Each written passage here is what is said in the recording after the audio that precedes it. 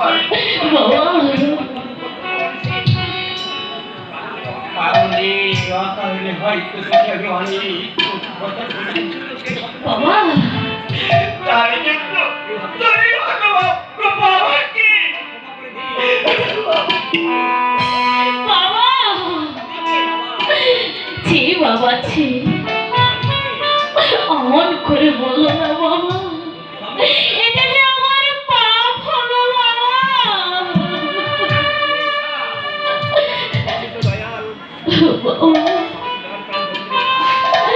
ওগো বাবা আমি কে বাবা